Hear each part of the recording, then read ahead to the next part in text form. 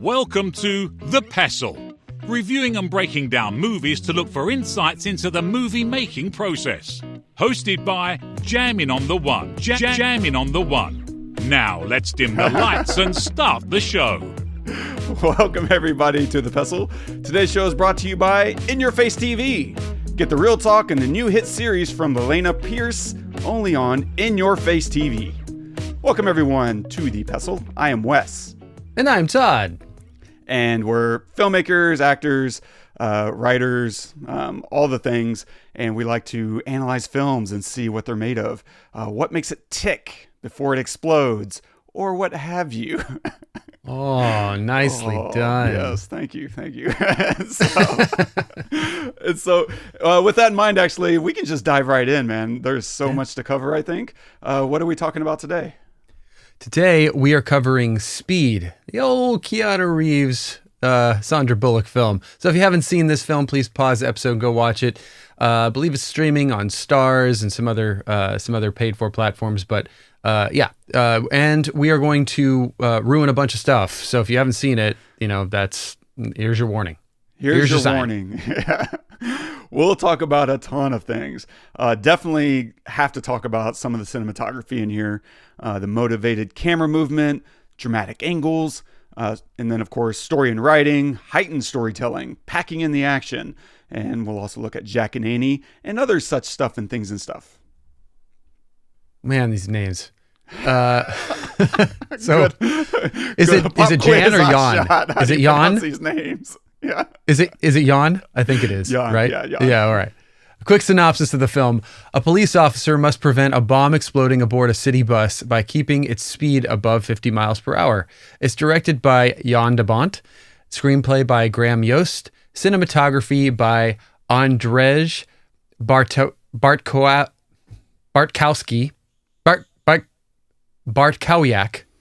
Killed it. God, I am the worst. Bartkowiak. There we go. I think that's right. It's featuring Keanu Reeves as Jack Traven, Sandra Bullock as Annie, Dennis Hopper as Howard Payne, Jeff Daniels as Harry, Joe Morton as Captain McMahon. I don't.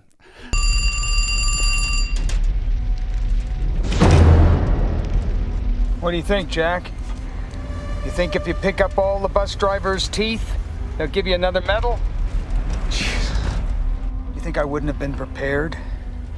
2 years I spent setting up that elevator job. 2 years I invested myself in it. You couldn't understand the kind of commitment that I have. You were in a man's life's work, and you think you can walk away. You got blinders on to the world. But I got your attention now, didn't I, Jack? Why didn't you just come after me? No, this is about me. This is about my money. This is about money due me, which I will collect. $3.7 million. It's my nest egg, Jack. At my age, you gotta think ahead. When I find you... Pop quiz, hotshot. There's a bomb on a bus. Once the bus goes 50 miles an hour, the bomb is armed. If it drops below 50, it blows up. What do you do? What do you do? I'd want to know what bus it was. You think I'm gonna tell you that? Yes. Very good. There are rules, Jack, and I want you to get this right. No one goes off the bus. You try to take any passengers off the bus, I will detonate it. I want my money by 11 a.m. We can't pull that kind of money in time. Focus, Jack. Your concern is the bus. And don't try to call. The radio's down. Now, the number of the bus is 2525. It's running downtown from Venice. It is at the corner of Ocean Park, Maine. So there's so much happening. I just want to scrub through this scene for a second. Like, they're using the bus being on fire as kind of a beacon for geography, so that whenever we're watching him and establishing Howard Payne on the phone, we can see he's right there, right? We're establishing Jack is in the background, and he's so close, and yet he's so far away, right? The other cool thing that they're doing is the flames of the bus being reflected in the phone itself. And then on top of all that, I love the inclusion on the windshield of the palm tree, right?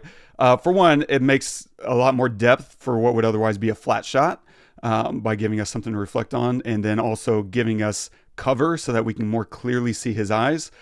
Without that darkness in the reflection, it makes it a little bit harder to connect and see Howard Payne. But the other cool thing too is specifically using this, that could have been anything. That could have been a sign, it could have been something else. But the inclusion of giving it a palm tree also makes it feel like he's hiding, that he's hidden a little bit more. Like there's so much cool stuff happening with the cinematography here, and we'll get to why that is, I guess, a little bit later. But the other thing that I really love is the music cue. Let's listen whenever he announces there's a bomb on a bus. Pop quiz, hot shot. There's a bomb on a bus. Like these little tiny cues that happen that add to the experience, that also call your attention to the seriousness of the moment. Like this movie is full of this kind of stuff. Just attention to details all over the place, I think. But I'm leading the witness a little bit here. Todd, this movie came out 30 years ago. This is 2024. It came out in 1994. You know, we were but wee little ones. I was 13. And one, does it hold up? Oh, yeah. Oh, 100%. This is how you make an action movie. I mean, the first thing I'll call out is the first thing I want to address really quickly is the stuff that's like ridiculous because I want to get that out of the way. Yeah. And one of the reasons is I want people, if you haven't seen this before, or maybe you have and you're just revisiting it after, decades, a movie like this allows you to look past some things that are absolutely ludicrous because of how good everything else is. So the bus jumping the 50-foot crevasse, right? 1, impossible. 2, there was no ramp that I could see anywhere. And yet the front end is way higher than the back end the entire way. Now, I think a bus could do that. Like in a normal car, it doesn't do that because it's all front, like the front of the car is heavier because of the engine. But I think the bus has the engine in the back. So maybe that might be possible. I don't know. But if there is a ramp, it's not long enough for the front end.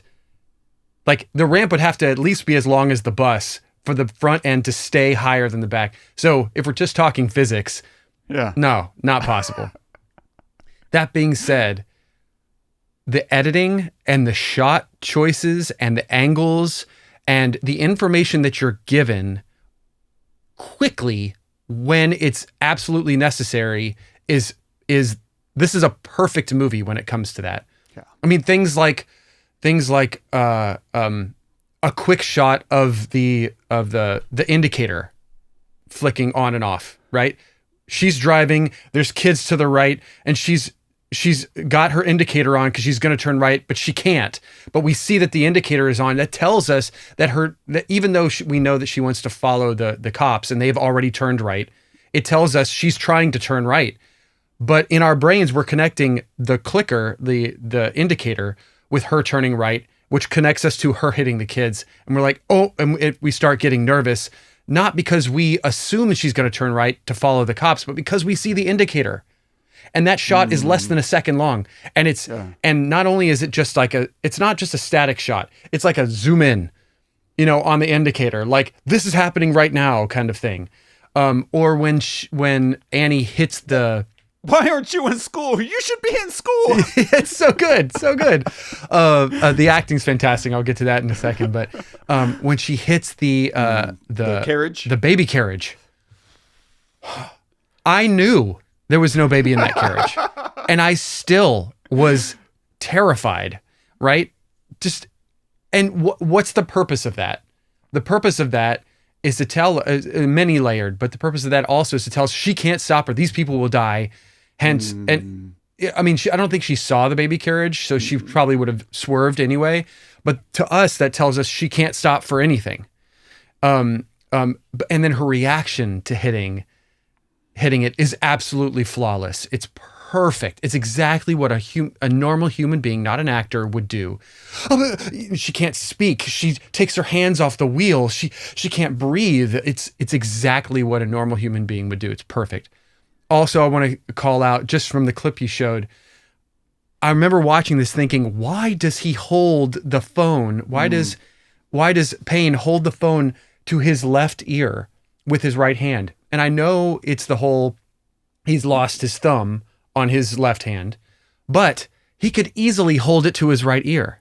The reason is to remind us as viewers that he can't use his left hand, right? So if he's always holding this to his right ear with his right hand, we're not reminded constantly, even if it's not like an outward, an on the nose thing. So he's holding it this way. And so I'm noticing something feels off. Something is wrong. Why is he always doing this? Because he's on the phone multiple times throughout the film. And throughout the film, I kept asking myself that. I didn't realize, I knew that he had lost his thumb, but I didn't realize that was why. It was like to remind me as a viewer, he cannot hold anything with his left hand very well because he doesn't have a thumb. Yeah. So that's for me, the viewer. Yeah. But it's not telling me that's for me. It's just doing it. Yeah. So beautiful. It's so great. The last thing I'll say, last thing for now, I'll say. Well, first off, acting is great. Sandra Bullock is top of her game. Honestly, Keanu Reeves is top of his game. He's fantastic in this film. Yep. Nobody else could have done this. I think this is one of the reasons why he's a superstar still to this day, is because of this movie. I think him having a buzz cut is perfect. I don't know why, but I think that's perfect. It's like, his hair doesn't get in his face. It's not like part of the film. It's just him. I think that was a great choice.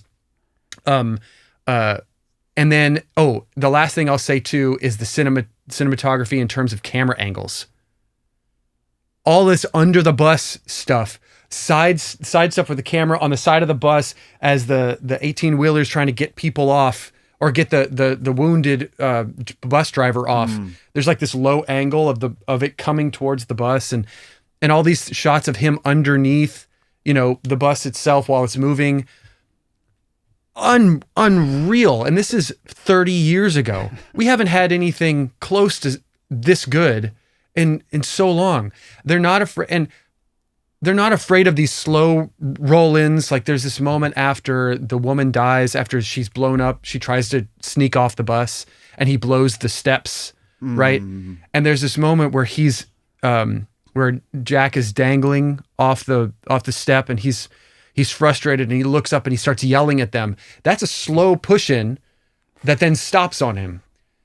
So we see that because it's revealing there's a hole in the bottom of the bus, and then we zoom into him angry at the cops for allowing that to happen, and we get that close-up of him too, and they just do it in one shot.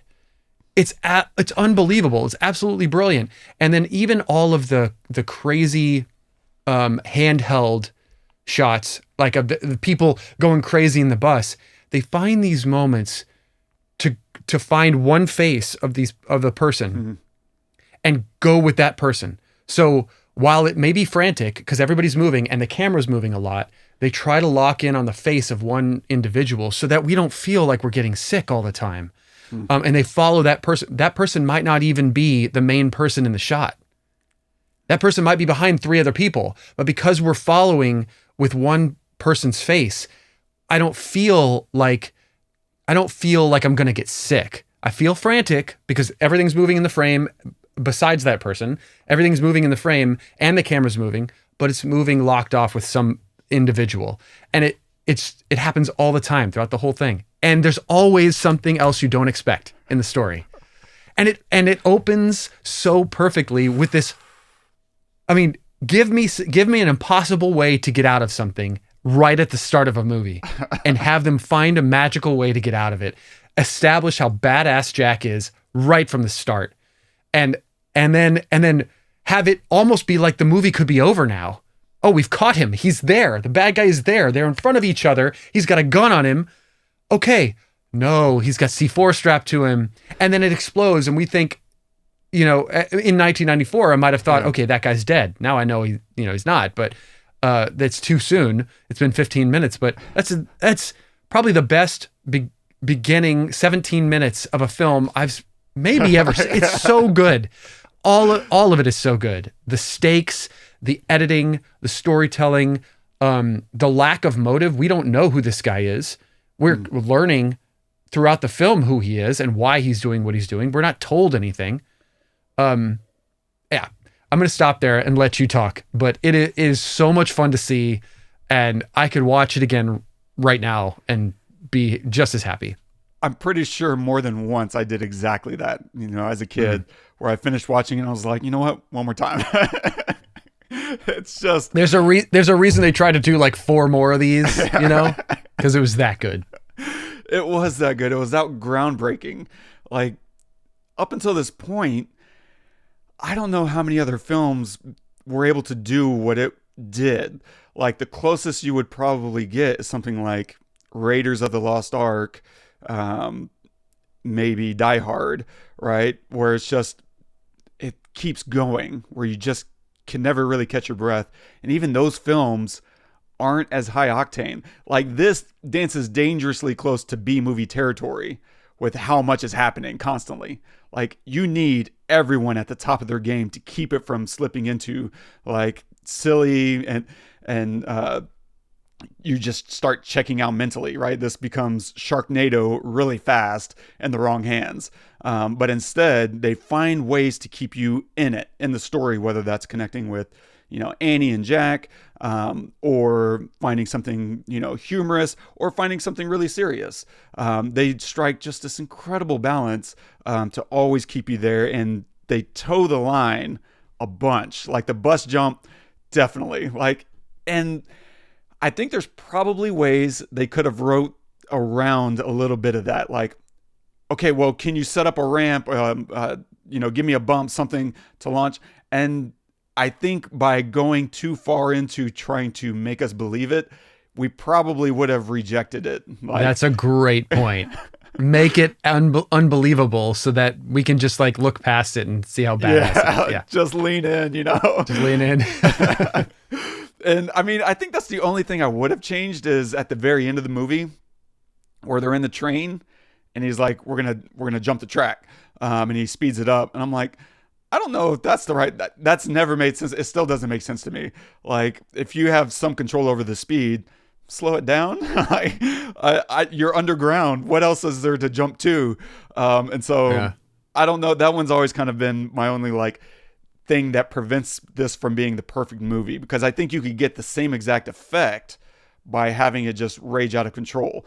But the drawback of doing that, like, because he's already shot it, you could easily say, oh, the console, is programmed now. Like, you can't slow it down or speed it up.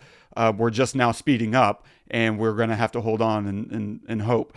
And I think the reason they don't go that direction is because if that's the case, then it all comes down to luck.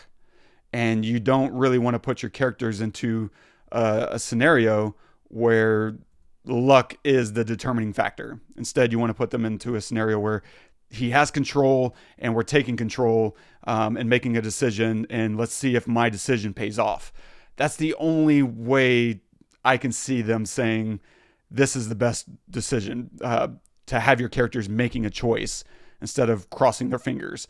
Now they're making a choice and crossing their fingers. That's one thing, but it's because they made a decision, not because they never had any decision to make in the first place. But other than that, everything in this movie to me is just perfect. Like, it's so good. They're constantly pushing the envelope. They don't let you breathe at all. Like, there's very, very few moments of, respite where you can actually just start to like take a breath and like look away, grab a handful of popcorn, because it's so good. Like, and I think this is a good reason why I got ruined for movies. I was 13 and I got to go see this in a movie theater. Like, it's going to take a Matrix, before I get wowed again. Like, how many films between this and Matrix really push the envelope in this way? There's a bunch that did their best. Yeah. They gave it the old college try. But it's really hard to beat Keanu and a brand new Sandra Bullock. Like, I don't know that I saw her in anything before this, but when this movie hit, it was huge. It was the biggest movie in the world. And it's hard to impress on people how Speed was everywhere. Like, OJ on the, the 405 or whatever was being compared to Speed. Like, everything was being compared to Speed. And it was just the biggest thrill ride in the world. And then to go into the theater and have it live up to it and surpass it, because you walk into the movie and you're just waiting for the bus. You don't expect an incredible opening 23 minutes that has nothing to do with the bus. Man, that's a tight opening, right? It sets the stage and it's perfect in keeping with the style and tone of the rest of the film, right? Because now we're in an elevator that you don't want to speed up, right? Which is a mirror of our main plot device. How brilliant is that? And then, of course, at the end of the film, we also end up on a train that is incapable of stopping. And so they're doing a really nice kind of trifecta of moving transportation, right? An elevator you don't want to fall, a bus that you can't, that you don't want to stop, and then a train that you can't stop. Like, that's just playing with, motion in all kinds of interesting ways. But all of it still rooted very much in one evil, dangerous antagonist. It's just really genius way to get you into the moment. And then, of course, you have the first bus explodes, right? He's grabbing a coffee. He just had a really great night, got drunk, ended up alone again. Oh, poor Jack. He's super handsome, celebrated cop, on the day after his big victory, is so lonely. If only he could find a cute girl in a situation that forces them together. And then, he's getting into his car, and what a great shot that they designed where this bus explodes. Like, first off, I can't imagine not getting it on the first try. Like, the amount of run throughs they must have done. But the last thing you want to hear is one more for safety. Yeah, exactly. That's that. But what's so genius about that bus exploding is it's a great tease for the audience. We're all there knowing what we're about to watch. And so when we see this bus, we're thinking, oh, is that our bus? And then it explodes on you. And you're like, whoop, nope, that's not ours. That is great point. Yes. And so knowing what the audience is showing up for and including that in the writing is just layers of genius that we don't really get a lot of. And only shows up, like, this movie is the absolute definition of high concept. Like, we usually think of high concept movies in terms of you're out in space and you're trapped with an alien. Like, absolutely, that's a high concept, but that's not like your golden peak. That's not the golden goose, right? Because how expensive is that? You got to build all these crazy sets. Now, Speed isn't exactly cheap, but it's cheap to pitch, right? When you say we're on a bus and the bus can't slow down or it explodes, whoa, you're taking advantage of everything people are familiar with. Bombs exploding, but, public transport, in the safety of civilians, the idea that you're in LA and you can't stop in the city of gridlock. Mm-hmm. Like, you're taking advantage of so much mental real estate, that whenever you pitch it, they have no other thing to say other than, yes, we're making that. It's just so obvious in hindsight. And it's also why you don't find too many of these and why you haven't seen one since. Like, I don't know what else I would compare to Speed, in the last 30 years. Nothing certainly at the top of my mind. No, if you could find anything, you might find something that is along those lines in terms of like cinematography or excitement. Like the Bourne series has a lot of that, and stuff like that. Like, it's just exciting the whole time, and I get that. But look, you pointed to something earlier that, like, really made me think about it, that I didn't think about it when I'm watching it, which is the layers, that we are introduced to. We think that the reason he can see everything, that the reason why Payne can see everything is because of the helicopters. The whole time we think that. Then they go to the airport where you can't have helicopters, and he can still see them. And we're learning along with Jack, oh, there has to be some other way that he can see us. What could that be? And then he discovers what he discovered. But the whole time we're in the dark too. And it's corroborated by what we see when we see him. He has TVs in front of him, and we see footage from helicopters. Yeah. So we think that's the reason he can see them. That's not the reason he can see them, but we're not shown that. It's just, and that's a massive, massive layer that we're not given. It's so that the hero has to figure out, and that happens throughout this whole movie. So while there might be other exciting movies, just to finish off with what you're saying, there might be other really super exciting and amazing films that have been made in the last 30 years, of course. With the layers that this film gives us, nothing since. And I would challenge that there might not be anything for the next 30 years again, honestly. So it's one of those golden moments where the thing I really can't believe is not just someone came up with this idea, but the level of execution that went into it is unbelievable. And I don't even just mean like the actual filming and production of it. I just mean the writing side of having a genius concept and filling it with that opening scene that gets you into it in a logical way where you believe it, and then gets you out of it, and then reveals a whole other, final act. Like, this movie is it's an hour and 55, an hour and 50 of which is not credits, or actually there's still like the first 2.5, 3 minutes that are credits, which is still a really beautiful, simple way of getting us into the opening. Like, it's just, my mind explodes whenever I'm watching this movie as a filmmaker now, as an adult, because I probably haven't seen this since, the late 90s. But at the very end, you think you're done. And if you cut off the beginning and the end, like the opening elevator, the closing train, there's an hour straight, almost exactly, of being on the bus. The 2525, which is a nice little number because it adds up to 50. And it's kind of a subtle reinforcement of 50 miles per hour. But an hour on this bus, which is a lot of time, and yet because of the way they structure the film, you don't feel it. Like, it takes 30 minutes to get onto the bus, and then it takes us another half hour before we feel safe on the bus. And then it takes another half hour of getting off the bus. And then you still have another 20, 25 minutes of capturing the bad guy. And so it's just this breathless thing.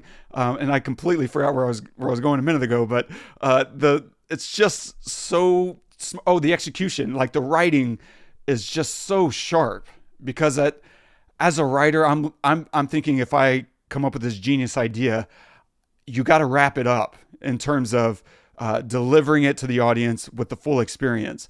Because even whenever you get onto the bus itself, like, it's nonstop. Every moment is an adventure. Nothing is wasted. If you were to think about, okay, I've found the perfect opening. Now we're on the bus. That you might just put them on the bus. Like, it might be a little too easy to get there, but every single beat around that bus is an adventure, right? Getting to the bus. He jumps in his car. He leaves the phone dangling. He doesn't finish his conversation with the terrorist. Instead, or the bomber. Terrorism is a political act. This guy isn't making he's out for money. But he calls himself a terrorist and whatever. So getting to the bus, though, becomes this cross country adventure. He's racing, he's got to get there, and then we're intercutting and introducing the bus, meeting the characters, meeting Annie, we're meeting Sam, and we start to quickly love most of the people on this bus, even the tourist, right? Cameron Fry from Ferris Bueller. I love, I got gum on my seat. Gum. Gum. It's so good. And so you're meeting everyone, and they're intercutting this race, and then the casualness of being on the bus, and just getting to the bus is a whole adventure. And then he's got to alert the driver, because at a certain point he activates, and it's like, oh, we were so close, right? The bus was slowed, he was beating on it, and yet he couldn't get on because he looked like a maniac, and rightly so. For everyone involved, there's no one did anything wrong there. Yeah. It's just logical, and therefore we play along. And then he gets over 50, and now he's got to alert the driver, right? And so he has to hijack a car, and then he has to catch back up to it, and then he's got to find a way to communicate to the driver. And then the guy's holding it up, and the sheet gets let loose and flies into the windshield and freaks the driver out. And he's like, no, you got to keep it going. And so all just making sure the bus doesn't slow down is its whole adventure. And then getting on the bus becomes a whole adventure, right? He breaks the car door off. And then taking control of the bus becomes a whole adventure.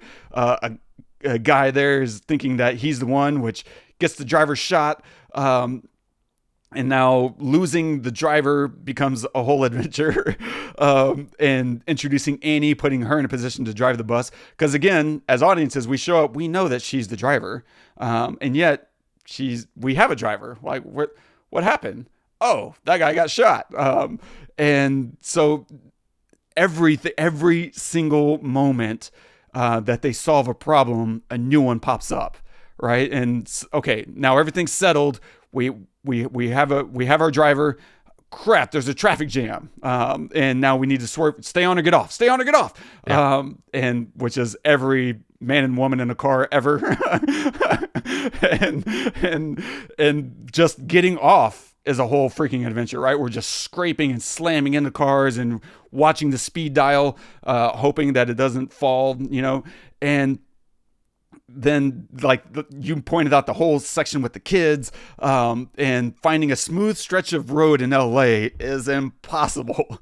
And it leads to them taking a hard right turn, which leads to, now we can get the driver off the bus. And then of course a woman tries to get off with them because she's freaking out. And it's kind of slightly ties into watching that other woman freak out on the elevator. Like, some people figure it out and they're good in bad situations. Some people aren't, and we've seen a variety of people freak out.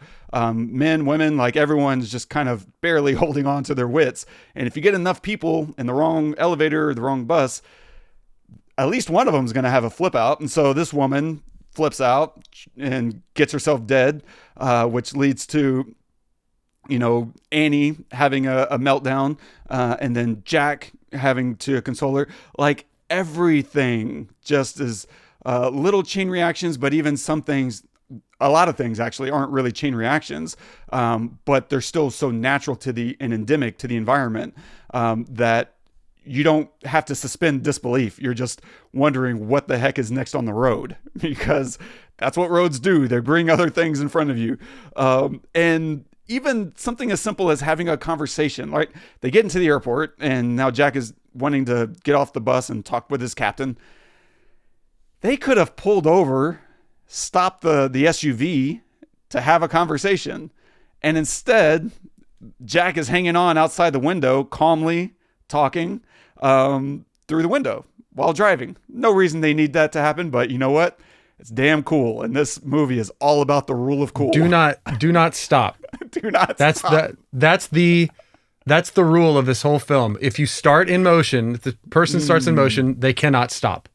I mean, and then just to go one step further from, you've described the whole movie. So let's take it to the next scene.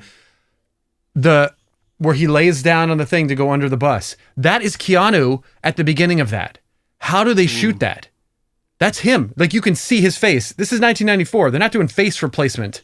That is him laying on this thing on a cot that is obviously moving behind a car.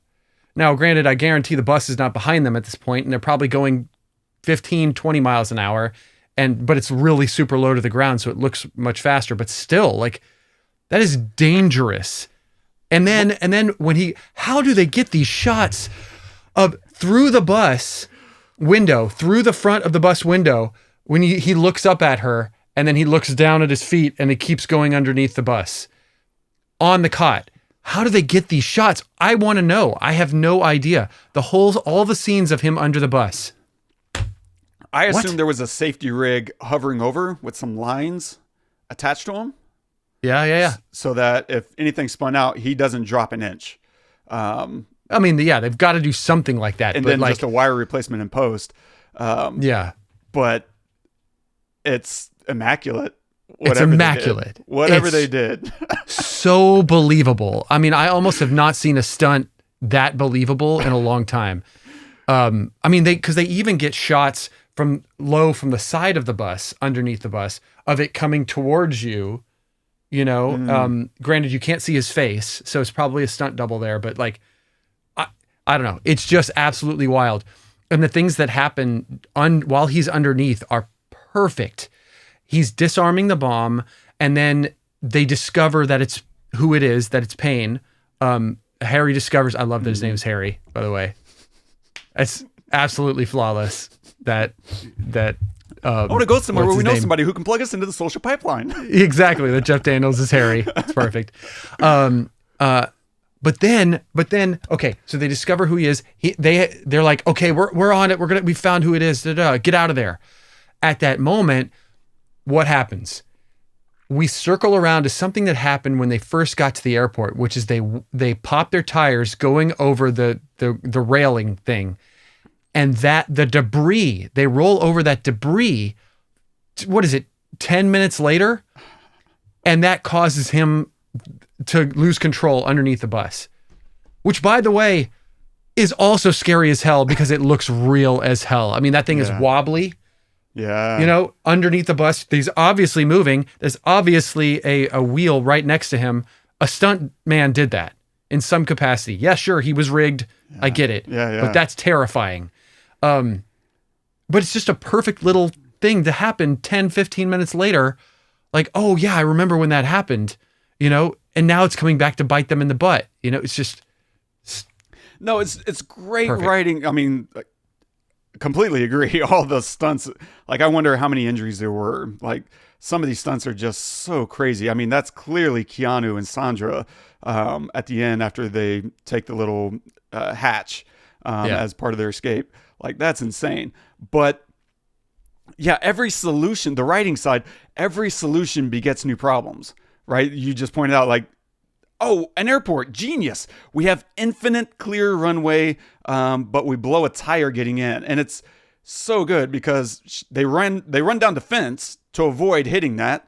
And yet she still catches the back tire. Like, so it's really good thinking, but you can't win it all. And then, like you just said, Jack is inspecting the bomb. Oh, they found the bomber. Great. And now the tire tread nearly gets Jack killed. And in saving his life, he punctures the gas tank, and now they no longer have infinite runtime. Like, every time they get a little victory, they get a setback. And that's so cool because you feel like, okay, we're in the runway, we're home free now, we're safe, and now we don't have to worry and stress out anymore. And they just keep pushing buttons, and they're logical. They're very reasonable buttons to push. Yes. I mean, this film is stressful even when you watch it with the sound off, which you're doing right now. Yeah, it's just true. And I'm just like, oh my God. Oh, they're at that scene actually with him. I'm watching it too in the background, and he's literally doing the underneath the bus shot right now. And okay. I'm just past that. Holy crap. The cable just snapped, and it just, that's what happens. The cable gets run over and pulls the, it like sucks pulls under the thing. Yeah. Like, why does he lose the thing? Why can't he just continue to hold on while the thing rolls? Oh, because the cable yanked it it was yanked under the tire and pulled the thing under it. Of course, it's brilliant. Everything, it's nearly a perfect absolutely movie. Brilliant. Yeah. Yes. And so, yeah, well, let's talk about the rule of cool for a second. Because it's kind of a really important aspect of this movie. Like, if we're going to make a heightened film where crazy stuff happens, let's go full throttle, right? Let the elevator fall. There's no reason the elevator needed to fall, but we wanted to see it fall. It's the loaded gun theory, right? Well, you can't, threaten a thing without letting it happen. Even Payne points out, what's the point of a bomb that doesn't go off, Jack? It's a cheap watch. And so the elevator falls, right? The bomb explodes on the bus, but not before it hits a plane and lets both of them explode. It's a brand new fully fueled plane. Like, let's let the train not just derail, but fly into the street. The bus is going to nick and bang into every car possible. And because, it's so tactile, we're actually watching a real bus hit a ton of cars and knock windows and scrape. Like, we get so much tension out of that as an audience, in part because we spend every day trying not to dent our cars in traffic. And yet we're watching this thing and it's just freaking us out on some level. Even though, it's a movie, it doesn't matter. Those are real cars and they're really getting banged up. That's expensive filmmaking, first of all, but it's really cool that they went the full. And can you just imagine trying to reset some of those shots? Can we get 40 new cars, please? Yeah, jeez. Give us a day. I also love the, let's see, I've kind of just been jumping all over my notes. Heightened storytelling. Yeah. We introduce Jack and Harry by flying their car through the air. Oh yeah, like that was. I saw that and I was like, "What? The hell? This is how this starts." But I do love. It reminds me of the dog van. Yeah. From Dumb and Dumber. Yeah, dude. And then I love that they're also not in a SWAT car. They're just in a car. I feel like this was before big SWATs were a thing, maybe. But yeah, they're like 10 feet in the air easily. If not, they just framed it like they were. But I would imagine they hit at least 10 feet. And it's just a signal to the audience. This is a ridiculous heightened movie. You're going to have to get over yourselves a little bit if you're going to enjoy this ride. If this is how we're starting with cars willy-nilly just jamming through the air. And then, of course, we get through that whole very tight opening 23 minutes, which is setting the stage, and it's perfect. And one of the other things that I really love about that whole opening sequence is we're in the elevator, the cops get in there, right? And LAPD, hang tight, we're dealing with the situation. And someone's like, you know what? Why are the cops here? We fast forward a little bit into that scene, and the woman, points out, can't they pry the doors open? And it's perfectly timed because, why, yes, they can. So let's do that next. And it cues the audience for the next sequence of getting them all out by prying the doors open. But it's also really nice irony because she's the very woman who refuses to go through the door. The one who has the right idea is the last one to get through it. And it's nice. And I also really love the transition from that whole opening sequence. It's the bomb explodes, right? Howard gets away, goes through the door. Jack is debating and he steps up, and then a bomb explodes. The door flies off, and he flies 10 feet back against a wall in slow motion. And we slowly dissolve to an award ceremony with clapping, right? It's very efficient storytelling. We're cutting straight to the point. I feel like a lot of movies now would turn this into a whole post-explosion sequence. And we're in the debriefing. We're checking on everyone. Instead, no, we're going to get straight to the next sequence. We're here for a reason. Let's get to it now. I love that. I love the camera movements. Yeah, we'll just run around. Who cares? For one, it's worth pointing out, Jan de Bont was a cinematographer for almost his entire career before this. Yeah. Like he would make Twister after this. And oh my God, he did Twister? He did Twister. Wow. Okay. Yeah. Right. And then he kind of stopped not long after that. He made a few more. I think he made Speed 2, not as big of a hit. Don't chase a snake sometimes, you gotta let it go. But I read a quote because I was like, why did he stop making movies? And the comment that I ran across anyway was him saying that studios got more involved in the filmmaking process, and he was like, I just don't feel like that's the way to make movies, is with all the interference. Yeah, very fair. But he was a cinematographer on films you may have heard of, like Die Hard. Wow. Yeah, that's a big one. He worked with Ridley Scott on Black Rain. He shot Hunt for Red October, Flatliners, yeah, Basic Instinct, Lethal Weapon 3, Jewel of the Nile, which was a big hit in the I remember 80s. Jewel of the Nile. Michael Douglas, right? Yeah, so he was a season, and over 50 others. Like, he was an actual hard-ass cinematographer, shooting some of the biggest films Hollywood's ever seen. And then he steps in and delivers one of his own. And I think that's why the cinematography is a cut above.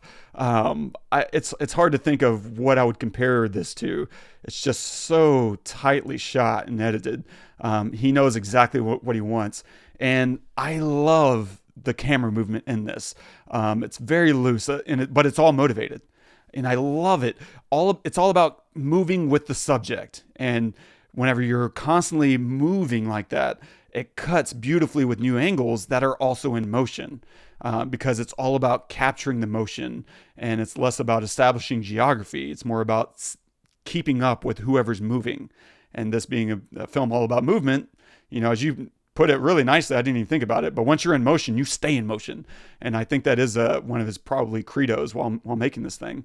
And I love. Even just to add to that, the only shot really that we see Keanu, that's where he's not moving. Right after that, like in a car, not moving until until he starts running. Right, is really the shot after everything blows up, and Annie's she's sitting down and she's getting seen to by the medic, who's like puts the antibiotic or whatever on her leg, and she's like, ow. But then the next shot is we have this guy running in, telling him about the money. And the guy and the boss, the black guy, I forget his name. He's going to call it in, and then we see Keanu. We see his character, Jack, say, no, he doesn't know it blew up. The camera is moving. The camera does a pan in. So even though he's not moving, the camera does a slow, like almost a kind of fast pan in to reveal that. So even the camera is moving at that point. So he's still moving. And then the very next shot we see of Jack, he's in the SWAT car or whatever it is, traveling to where the money is. So he's always constantly moving. And if he's not moving, the camera is moving.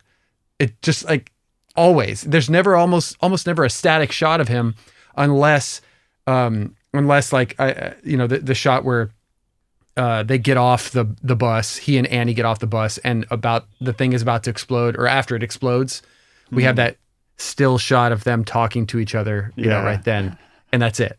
So anyway, I just think it's brilliant. It is. It really is. Everything is moving, but it's all motivated. So, for instance, we're on the elevator towards the beginning, and everyone loads in.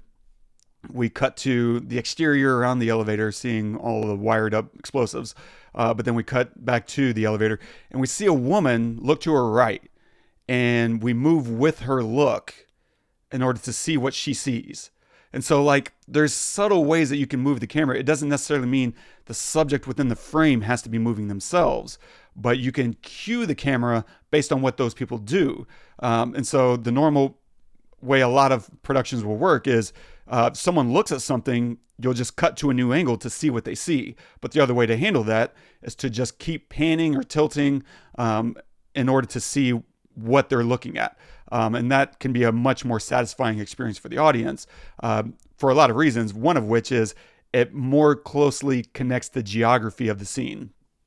And so, especially on a movie like this, where there's already going to be so much editing, if you can tie things into a single shot by pacing and blocking your scene effectively, then it saves a little bit of wear and tear on your viewer, so that whenever you get to highly edited sequences, there's a little bit less information that you're asking the audience to keep track of. And so another example of that, right, is for rewind. Before they get into the elevator, we establish the bad guy stabs the guy in the ear, and then we cut to a shot of the skyline of LA. And that's how this one little shot starts. And we then track a woman who pops up in the frame. And now we're tracking with her across the conference room to see everyone. It's a nice one shot to establish a number of things. One, that we're very high up, right? We're about to get in an elevator. So let's establish how high we are in this building. And it also helps us introduce our victims that are going to be stepping into the elevator, all in one nice, tidy shot. It's nice. They also, cinematography, this isn't a move per se, but definitely a part of the cinematography, which is a nice dramatic angle. Whenever the elevator explodes and they've rigged it to be caught by the crane on top of the building, it falls and we cut to the bottom and nothing happens. They all kind of are standing around, and that's when the manager looks at Mac, and the manager says, usually they fall down now, right? He makes kind of a joke. We're waiting in the lobby for the elevator to crash, and we're in an extreme low angle, right? We're looking up at everyone, and it's a beautiful dramatic angle, but it's there to emphasize our physical location in the building, which is at the bottom. Why wouldn't we be looking up? We're at the bottom. And so it's helping create a lot of visual drama while also reinforcing to the audience that we're waiting there at the bottom of the building for this elevator to hit. It's really nice visual storytelling in so many ways. The other hard thing cinematography-wise that must have just been brutal as far as scheduling, the lighting is really consistent throughout the film. Like, this whole story takes place, right, from 8 to 11 a.m., and I assume they probably shot the vast majority of those exterior bus shots from like 7 to 10 a.m. and like 2 to 6 p.m. to keep those shadows angled and longer. There's not too many noon shadows. There are some, but they really do those sparingly. And so that's a lot of scheduling. I can't imagine this was a fast movie to shoot. Like, this must have taken ages, because every single shot in the bus, you need to establish the exterior, which means cop cars on your left and right, and nightmare, headache, worth it. Like, they just on it. Also, cinematography wise, I really like whenever Harry gets to the what he thinks is going to be the killer's house or the bomber's house, and he climbs through the window. There's this huge closet door mirror as he's climbing in. I love that. It's beautiful. I think it's just a very simple production design or set deck touch in order to expand the space. It's just a better shot. There's no reason that needs to be a mirror, but man, does it look so much better. And it also gives you a look at his face as he's climbing, because that's kind of what you want to connect with. And so there's just a number of little tiny touches. It's one shot, one scene, and yet no moment was spared. We're thinking through this 100%. Beautiful. And they don't do what you were talking about to me before we started this. You were talking about overlighting. Yeah. They don't overlight anything, especially the shot where Jack discovers that the money's been taken, and then he runs down into the underground, and he's like aiming the gun at Annie. He doesn't know it's Annie yet. The reveal of Annie is dark. It is like you can barely see her face, and they never just light her up at any point. Yeah. It's like they just roll into her a little bit more to give you a little bit more closeness on her face, which inherently gives a little bit more light because you're closer on her. But they do not light her well at all, because the light is behind her. When she turns around, there's a light behind her that's over her head. That's all the light you get. You don't get any like bounce from anything else. And I just think it's why you know who it is. You don't need to reveal to people who can't see her who it is. You can tell that it's Annie. And, Great point. Yeah, there's no reason they couldn't have had her step forward into a light. Exactly. And that's what we would see in every movie after this. That's right. Is a lighting reveal. Yeah. That's such a good point. I think that's because we were talking before about a shoot I did last week where I brought in a gaffer, which was fun. And it's interesting to see how other people like to light. I tend to go very heavy on the naturalistic side, and watching someone who likes to bring in a lot of lights was fun. Not really my normal style, but I'm open, And this movie is all about trying to keep you grounded. And I think that's one of the ways they do it is, look, we're going to do so many other heightened things.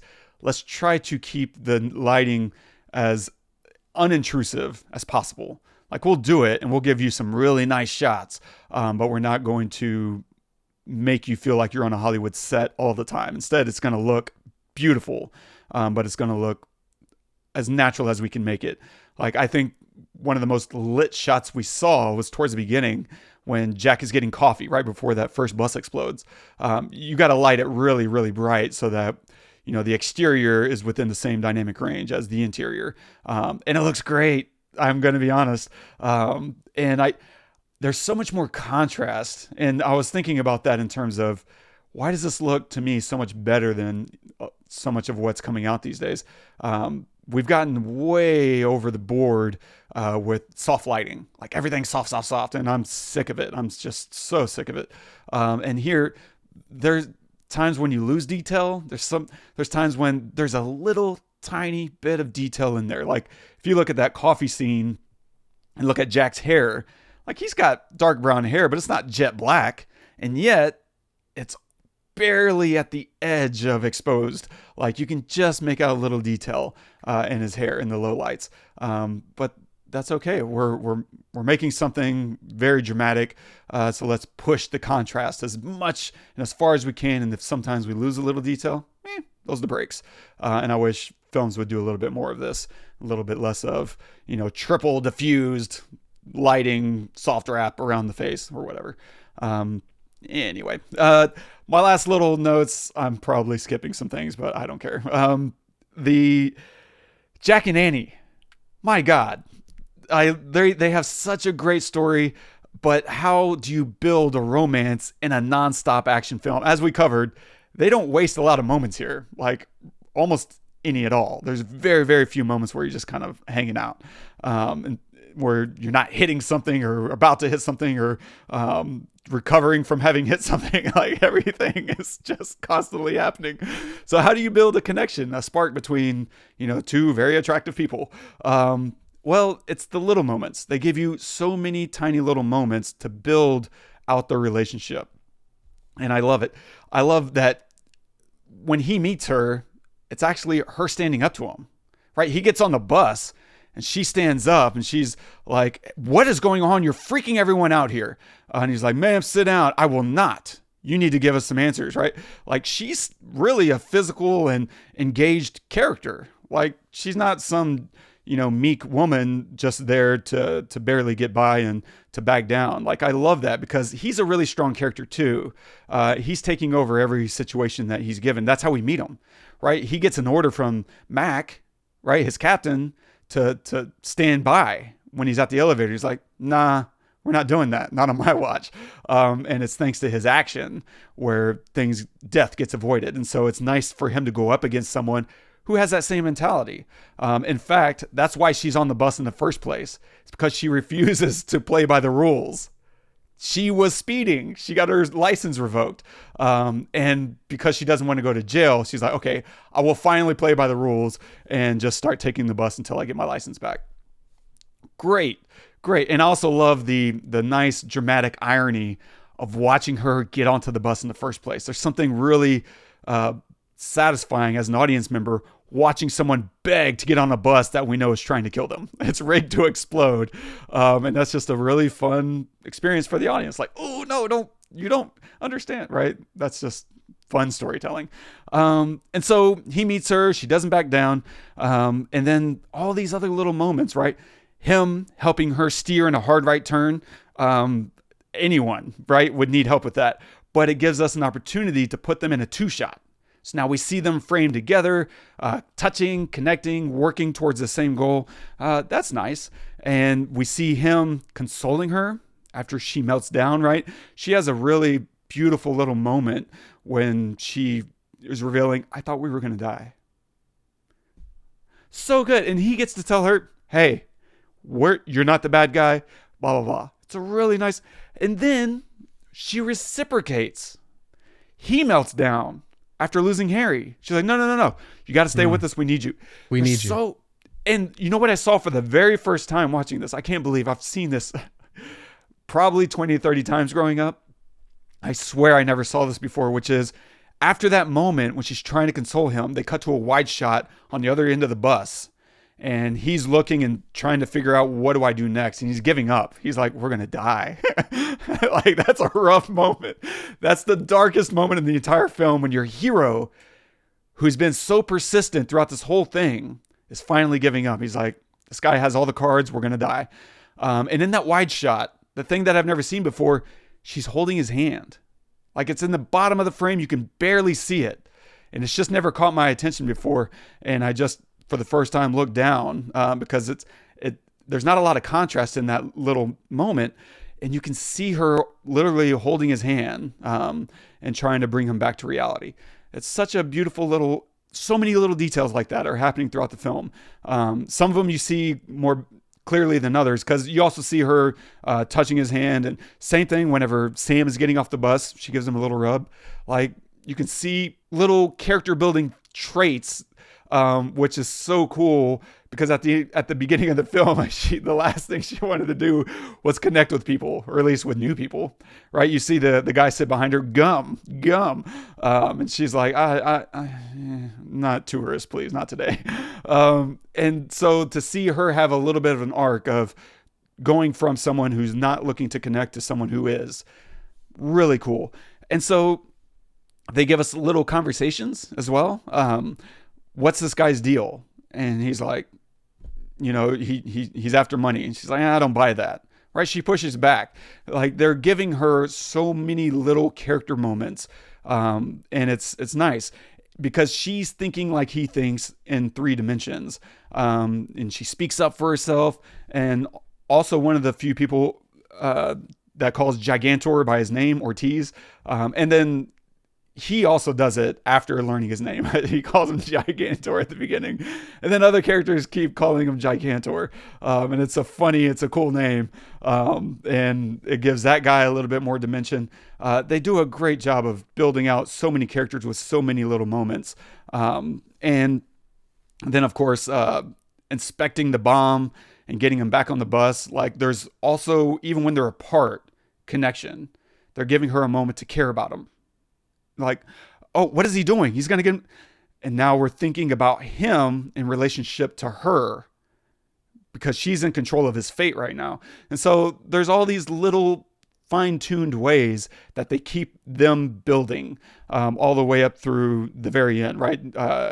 Whenever they jump the bridge, even she's bleeding and he is able to kind of stop the bleeding with his shirt. Like, they're finding tiny little brief moments all the way through, and it's such good writing because it feels effortless, because by the time you get to the end of the movie, you feel like they're together.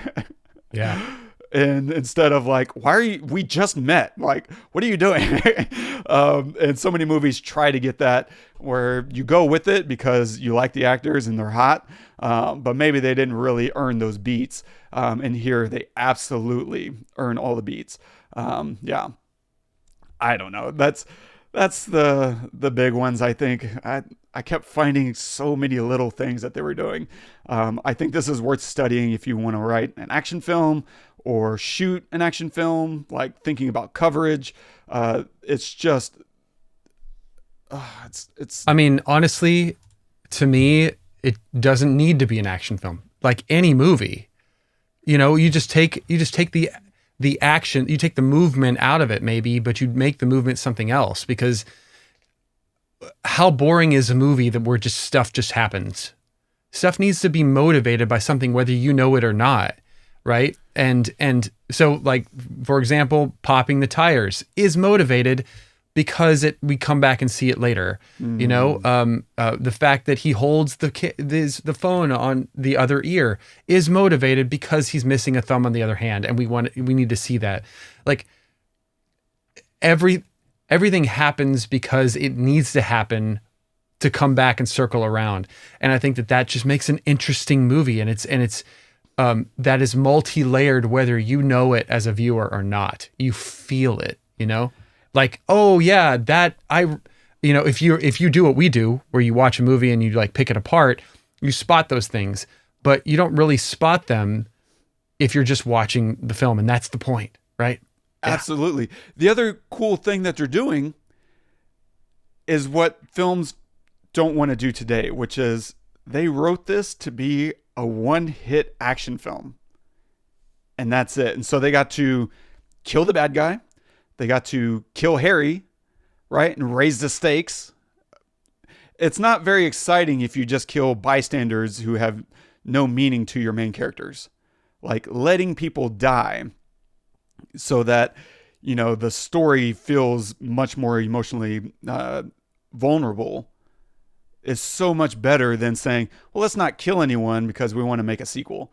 Like everyone has their eyes on down the line. Can we get 2 or 3, you know, films out of this?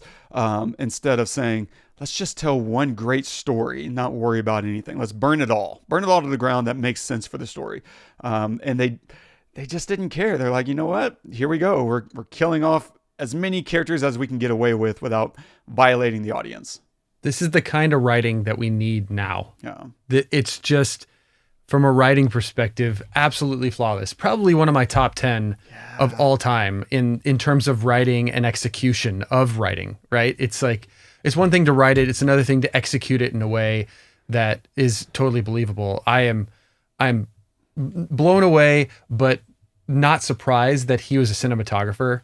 That Jan was a cinematographer. I mean, things like the scene where at the beginning where he's holding Harry hostage, they're all Dutch angles. Yeah. Everything is tilted to make you feel off, to make you feel like something is wrong. Something's not what you think it is. I mean, even shots of just Jack holding the gun on him. There's no reason for it to be Dutch or for it to be up angle, except to make you feel a little off, like something's not what you think it is. And that is a cinematographer for you, you know? Yeah. So anyway. Genius. Yeah. Otherworldly. Otherworldly is kind of how I would put it too, man. Like the bad guy is smart.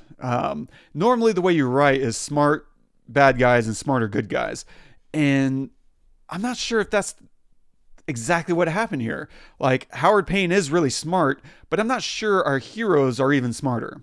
Like they go pretty toe to toe, and it rides the line really, really well. Like I would say the opening sequence in the elevator, our hero was smarter. Like he got everyone out safely, and he won the day. But I don't know if through the rest of the movie that they're necessarily smarter. It's close, but I do know he didn't necessarily win by outthinking Howard, but by persistence. Like he caught up to him, and that was the best he could do. But he never quit. He never let down. The people that were counting on him. And so I don't know, but that's a really cool way to approach the film. And that's usually what you should be doing, is really smart bad guys that are outthinking your heroes, and then even smarter heroes that are reacting and responding to that in clever ways. And that is absolutely the case here. Jack Traven is always responding and trying to catch up to the villain. And I think he does. I don't know. That's about it. Like the other fun little throwaway thing that that amused me, at the very end, the train crashes through the surface, right? And they have a days without a work incident thing, and it's like 203 days, and they just wreck right through that thing. That's fun, and it lands right in front of, I think that's the TCL, right? The Chinese theater. Yeah. And which is, I wouldn't be surprised if that's where they premiered this thing. Like you would have to, like so many movie premieres happen there. And why not? Like that's real fun. That's a little insider, Santa Monica, Hollywood joke. Like, and I also imagine shooting that was absolute chaos. Like getting that area of LA to shut down. Good luck. Like no one, it's rough. No one gets to shoot there. It's pretty rare. From what I understand anyway, which is, I understand very little if I've proved anything over our 291 episodes. Anyway, yeah, man. So final thoughts? Fantastic. Absolutely adore every bit of this movie. Love Keanu in it. Love Sandra. Just brings it. Her being, it was obviously a superstar after this, and she's just so sweet and cute, and not helpless, like very smart, but sweet and cute, but at the same time, believable. I mean, her acting in it is probably, to me, probably the best in the whole film. The way is her acting. Agreed. Like that's a really hard thing to not just step into a big role like that, but to bring all the humanity, along with it. Yeah. It would be really easy to overplay that one way or the other. But that character can't be an action hero. You can't make her not sweet and a little bit cute because I'm sorry, if I end up on a bus rigged to explode, I don't imagine I suddenly turn into an action star. Like I have to have my wits about me, but still be a citizen. And she rides that line wonderfully. I agree. She is the best actor, best performance in the film for sure. Yeah. Yeah. So good. And I got nothing else. I think we gushed over this film enough. Fair. Honestly, there's nothing I would change. Yeah. I mean, it's been 30 years and I think that you hit the nail on the head earlier. If you try to make something too believable, sometimes it becomes more unbelievable. Yeah. Just kind of do it. If you're going to do it, just do it. And this movie is a good example of that. It's just it's perfect. It really is. This is one of a handful of movies you just can't remake. Like if they ever tried to remake this, terrible idea. It's going to fail. Yeah. It can't win. Well, for one, they don't really, I don't know, what had Sandra Bullock done before this? I don't think anything. It's so impressive. There's a lot of one-timers who step into a role, and that's kind of it. They don't launch their career the way you think they are. And for her to go on and have an Oscar-winning career is so cool, and it speaks to how much talent she really has, as well as on-screen, charisma. Because from there, she would go on to make The Net, right? Not a great movie, but just slowly built. Miss Congeniality eventually, I think, really gave her next leg up. But just slowly built an incredible career. It looks like her next film was 98, Hope Floats. Oh wow, yeah, they shot that near my hometown actually, here in Texas. And then she did a couple of shorts, but then her next film wasn't until Miss Congeniality in 2000. So took her some years, man. Plugging away. Yeah. Anyway, very cool. I'm only asking that because I just feel like studios don't take chances, like they did before, and especially a film like this, which had to have a pretty big budget, to cast somebody that is a no name, or at least a very low name. And Keanu at the time in 94, I mean, he had Bill and Ted's and Point Break. And Point Break, that's why. It's the Point Break. Yeah. I was just gonna say Point Break, but so I get that, but her, wow, it'd be nice to have more new talent in big budget films. But the problem, I just think that studios think that people go to see movies to see movie stars, and that's not the case. It's just not. I mean, yes, I'd love to see a new Brad Pitt film, just like the next person, of course. But I want to see a good story. Yeah. I want to see a well-shot film. I want to see it doesn't even need to be exciting. I just want to see a good story. I don't care if it's Ben Affleck in the film, or Keanu or whatever. If it's acted poorly, if it's shot poorly, it's going to be a bad movie. It doesn't matter who's in it. So why not allow the movie to be what it is with some great talent? There's so many great actors out there, male, female, whatever, it doesn't matter, that have so much to offer. And this is a great example of that. Imagine Speed without Sandy. No way.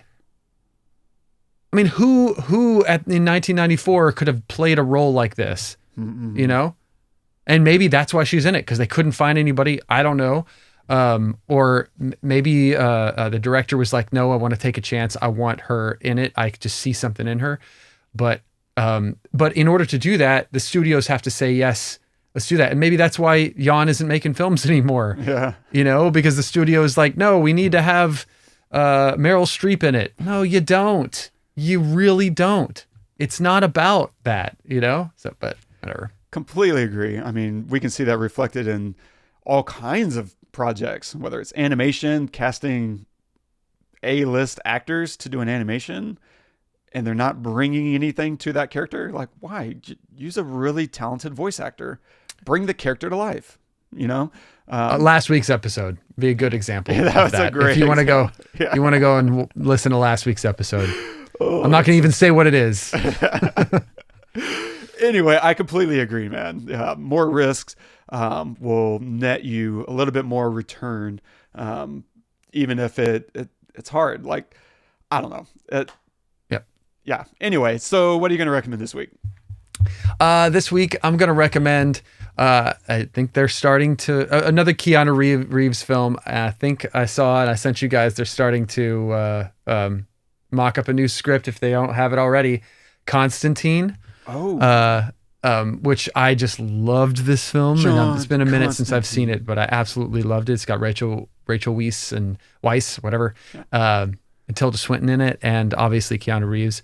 And I saw somewhere in an interview with him where if he was asked, you know, if you got a chance to make a second of any of your films, like a whatever 2, what would it be? And he said he wanted to make Constantine 2.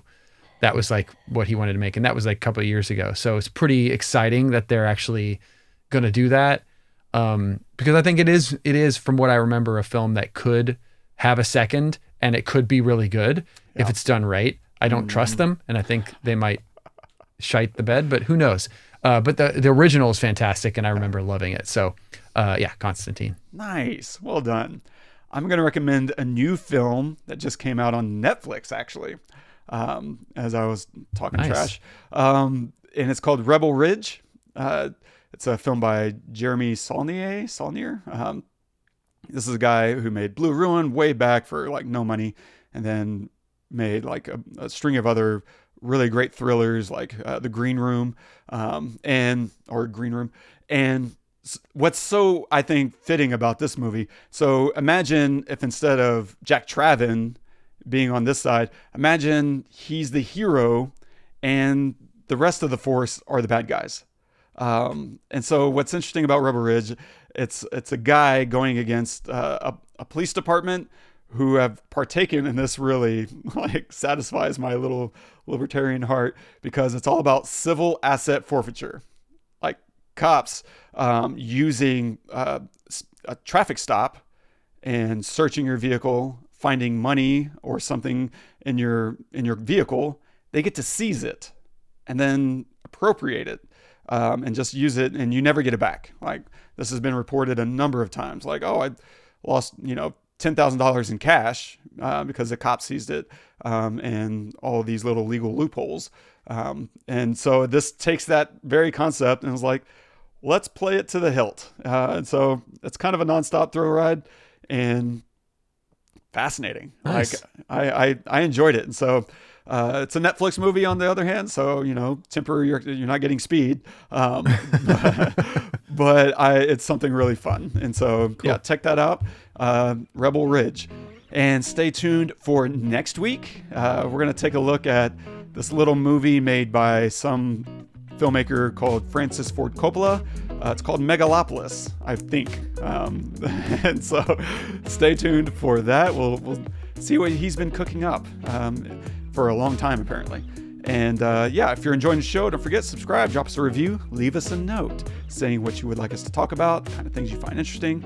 And if you want to comment on this episode, you can do that at thepestlepodcast.com/speed. And our quote of the day is from the great Sandra Bullock herself. If you spend enough time with yourself in silence, you'll be surprised what goes through your head. Wow. Beautiful. You don't get any silence in this movie. Exactly. That's right. And I feel like that's why it works so well. You can suspend disbelief so much easier when you don't give the audience any time to actually say things. Great point. It's like, it's all working for you. You're providing an incredible ride, but you're also making sure no one checks out and starts rethinking your decisions. It's like, wait a second. It's like, no, there's something else happening right now. We'll get to that. And by the time you stop to think, the credits are rolling. Awesome. Love it. Yeah. So good. Great call. Thanks, man. Well, thank you so much for joining us, Wes. I had a great time talking about Speed and Same. an even better time watching it. Hopefully you enjoyed our conversation. If there's a film you'd like to see us pick apart and talk about, make a suggestion. Who knows? Maybe we'll cover it. Please share us with your friends, subscribe, review us wherever you can. It all helps us a ton. Until next time, I'm Todd. I'm Wes. Go watch some movies.